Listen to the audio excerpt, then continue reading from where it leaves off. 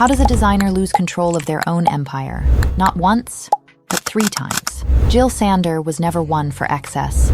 In a world of over-the-top fashion, she built a kingdom on quiet power, sharp precision, and a ruthless dedication to simplicity. I believe the quality and the luxury is really to leave everything you can leave off. They called her the Queen of Less.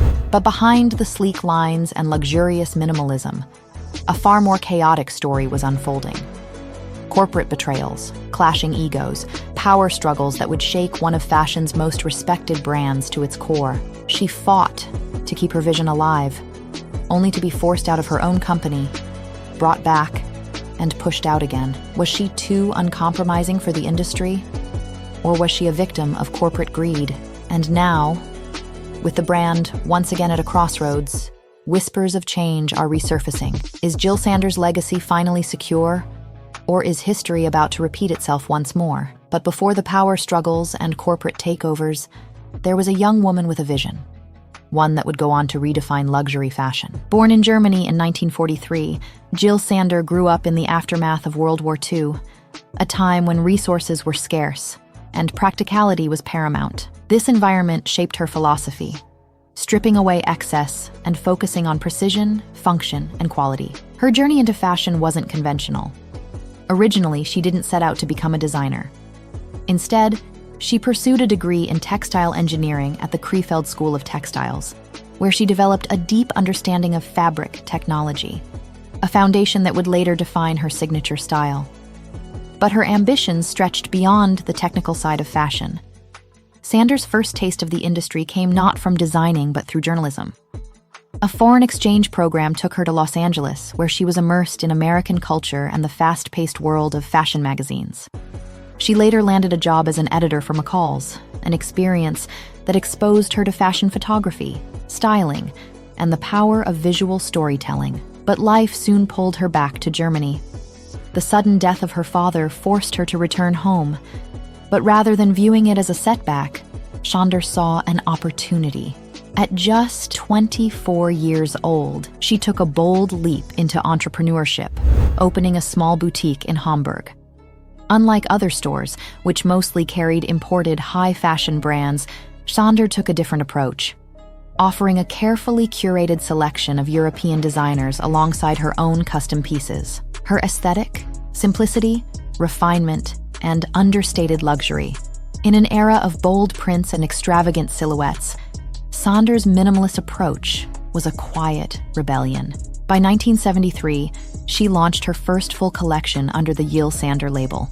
While her designs were tailored, elegant, and highly wearable, they stood in stark contrast to the flamboyant, over-the-top styles dominating Parisian runways.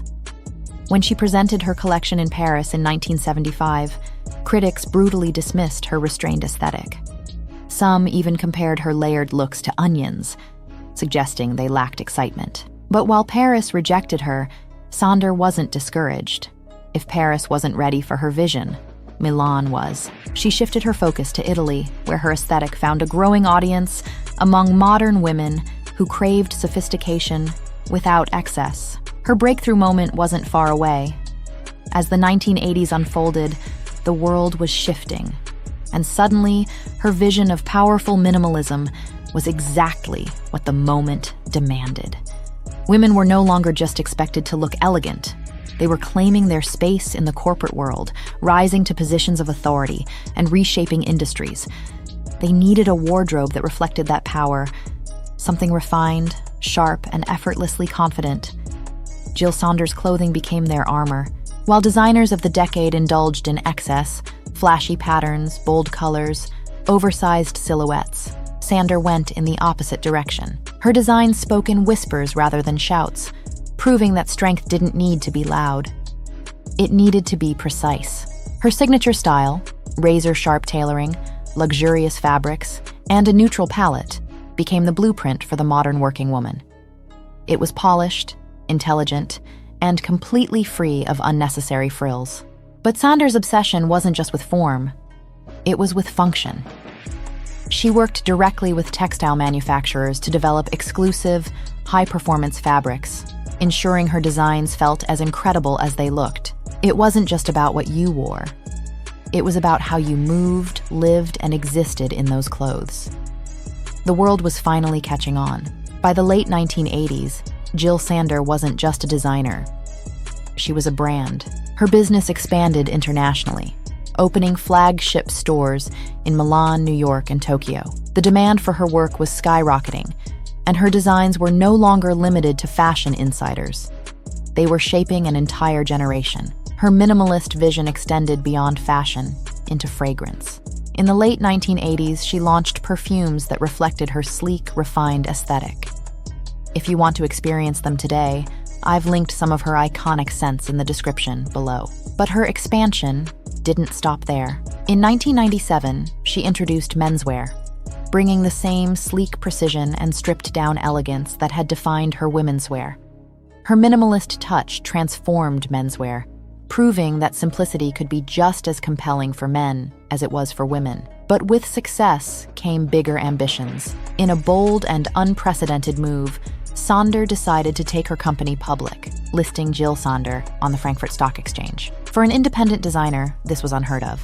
She wasn't just an artist, she was a businesswoman, making calculated moves to expand her empire without sacrificing her vision. The risk paid off. By the mid-1990s, her company was generating nearly $8 million in annual profits, and Jil Sander had cemented itself as one of the most successful independent fashion houses of the decade. Her philosophy, less is more, wasn't just a design principle. It was a business model.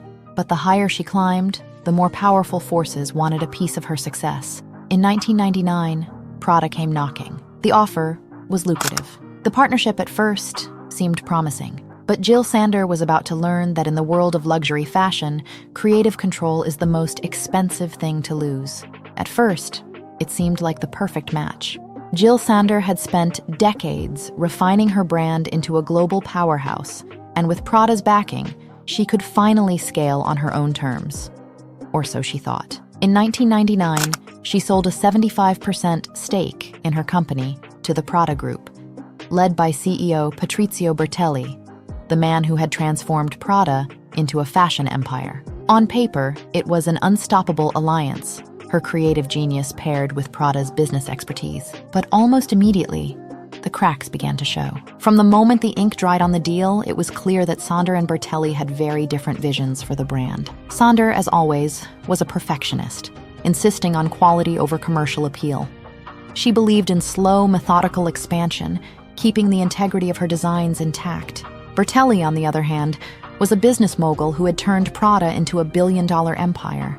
He wanted faster growth, more aggressive branding, and a push into accessories and mass-market expansion. The two clashed almost immediately. Bertelli's leadership style was known for being bold, ruthless, and often domineering. Sander, fiercely protective of her brand, resisted the corporate interference in her creative decisions. Reports surfaced that boardroom arguments between the two were intense, with Bertelli allegedly belittling and dismissing her input. What was supposed to be a partnership had turned into a power struggle, one that Sander was rapidly losing. Then, just 6 months after the Prada acquisition, she did the unthinkable. She walked away from her own company. In 2000, Jil Sander resigned from her namesake brand, leaving the empire she had spent decades building in the hands of a corporation she no longer trusted. For the first time, the Jil Sander brand existed without Jil Sander. Jil Sander's exit shocked the industry. Had Bertelli deliberately forced her out, unwilling to compromise? Or was she simply too uncompromising for corporate control? Either way, the consequences were immediate. Prada had underestimated her influence. Without her, the brand struggled, sales dropped, and its once pristine identity faded. By 2003, he made a surprising move. He asked Jil Sander to come back. For many, it seemed unthinkable. Could she really return to the very company that had pushed her out?